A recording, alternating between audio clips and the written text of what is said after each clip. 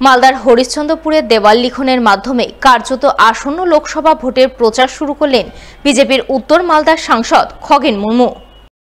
এদিন তিনি তার কর্মীদের নিয়ে হরিশ্চন্দ্রপুরের সদর এলাকায় কয়েকটি দেওয়ালে বিজেপির পদ্মচিহ্ন আঁকেন এবং আসন্ন লোকসভা ভোটে বিজেপিকে জয়যুক্ত করার আবেদন জানান।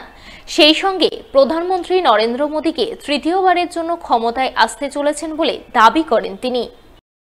আমরা আজকে আমাদের যে 2024-এ এই বছরে যে আমাদের লোকসভা নির্বাচন হতে চলেছে, যে নির্বাচনের ভেতর দিয়ে আমাদের দেশের জনপ্রিয় প্রধানমন্ত্রী মাননীয় নরেন্দ্র মোদীজি তৃতীয়বারের জন্য আবার প্রধানমন্ত্রী হতে যাচ্ছেন। তাই বিজেপি আবার ক্ষমতায় আসছে এবং এবারই আমরা 400 পার করবে। ভারতীয় জনতা পার্টির সমস্ত আমাদের সাংসদ নির্বাচিত হবেন। আমাদের সমস্ত কার্যকর্তা পদাধিকারীরা রাস্তায় নেমেছেন। তাই আজকে আমরা দেওয়াল লিখন এখানে করলাম। এই দেওয়াল লিখনের ভেতর দিয়ে আমরা এই বিধানসভাতে আমাদের আগামী দিনের কর্মসূচি যা যা আছে নির্বাচনকে কেন্দ্র করে এটা আমরা শুরু করব। মালদা জেলা পরিষদের উদ্যোগে জেলার বিভিন্ন প্রান্তে একাধিক উন্নয়নমূলক কাজের সূচনা হয়ে গেল বুধবার। এদিন মালদা জেলা পরিষদের 15 ফিনান্স থেকে মোট 22 লক্ষ টাকা বরাদ্দে ইংরেজবাজার ব্লকের কাজিগ্রাম অঞ্চলে দুটি রাস্তা সহ একটি ড্রেনের কাজের সূচনা হয়। কাজিগ্রাম অঞ্চলের 52 বিঘা এলাকায় 10 লক্ষ টাকা বরাদ্দে ড্রেন এবং 5 লক্ষ টাকা বরাদ্দে রাস্তার কাজের শুভ সূচনা করেন মালদা জেলা পরিষদের সভাধিপতি লিপিকা বর্মন ঘোষ। এছাড়াও তিনি কাজিগ্রামের রাজনগর এলাকায় 7 লক্ষ টাকা বরাদ্দে একটি রাস্তার কাজের আনুষ্ঠানিক সূচনা করেন বলে জানা গেছে। আজকে কাজিগ্রাম অঞ্চলে 52 বিঘায় একটি 10 লক্ষ টাকা ব্যয়ে ড্রেন এবং 5 লক্ষ টাকা ব্যয়ে একটা রাস্তা এবং রাজনগরে একটি 7 লক্ষ টাকা ব্যয়ে রাস্তার শুভ শিলান্যাস হলো।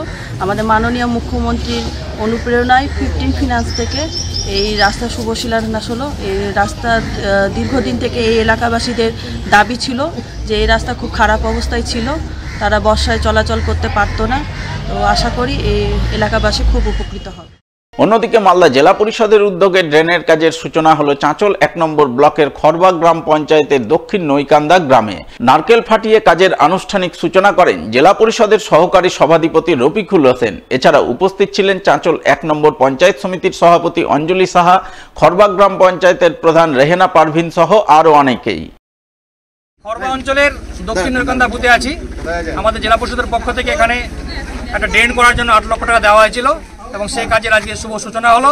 আমরা সকল নেতৃত্ব এখানে আছি, আমরা এই কাজটা আজকে শুভ সূচনা করলাম। এলাকাবাসী প্রচন্ড খুশি।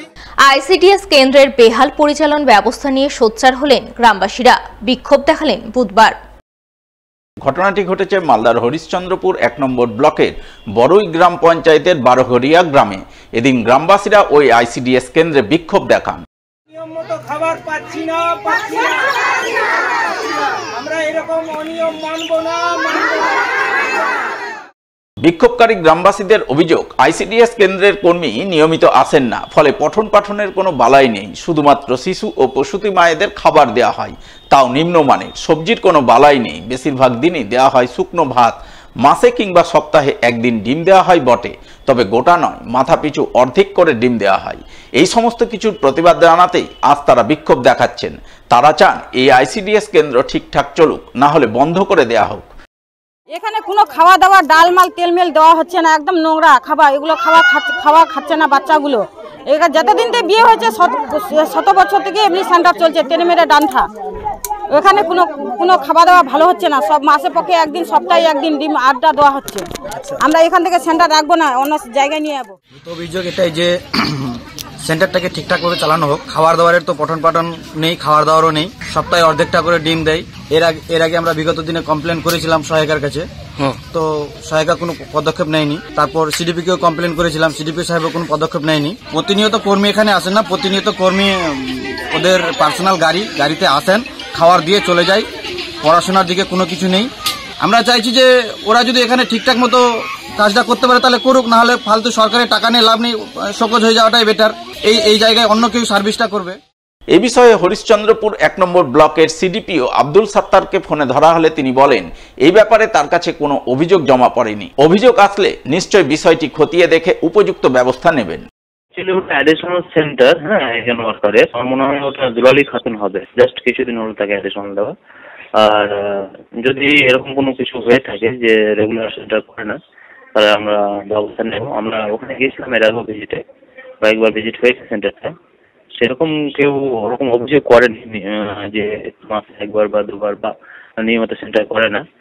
সেটা আমরা দেখে নেব, যদি এরকম কোনো ব্যবস্থা পাওয়া যায়, সমস্যা হয়, তাহলে আমরা নিশ্চয়ই ব্যবস্থা নেব।